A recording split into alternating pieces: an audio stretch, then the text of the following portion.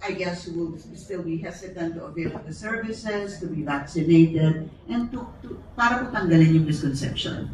Actually, thank you for asking that po. Kasi sa totoo lang po, nahihirapan po talaga kami din champion po talaga yan. Lalo na Quezon City sa big city.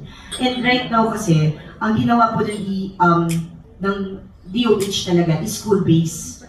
So meaning po kasi, yung pandemic kasi medyo bumalik tayo sa community base eh. Sana ibalik po natin sa community base ulit. Para yung mga tao, hindi rin po, kasi syempre pag school-based siya, ang mahirap po, kumuha po ng waiver from the parents na, oh, ipa-vaccine mo tong mga anak nyo. Syempre, di ba, nagkaroon yung DingVax siya. So, hindi naman nila alam ano magiging side effect ng HPV vaccine. Ang kulang talaga kasi is information dissemination eh.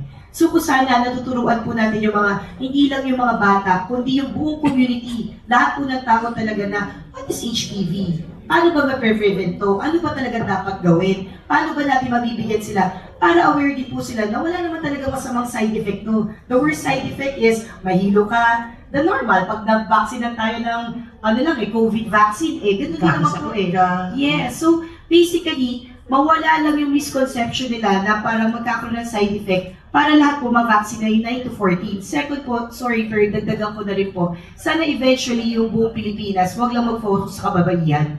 Kasi sa totoo lang po, yung tanong niyo po kanina, 15 years old and above, thank you for that po kasi sa ngayon pa lang, ang batas natin sa national, 9 to 14 na mga kababaihan. Pero kung tutusin po lalaki, dapat nababaksinat po eh. Dapat rin po sana, lahat po, all stages maging libre na eh. Kasi sa ibang bansa, wala ng cervical cancer. Bakit ang Pilipinas, marami pa rin may cancer na cervical? Marami pa rin namamatay. More than half ang namamatay. Because kulang tayo sa information dissemination. At yun yung pinaka-important I po. think Dr. Edge was saying that 16 women, tama ho ba, die?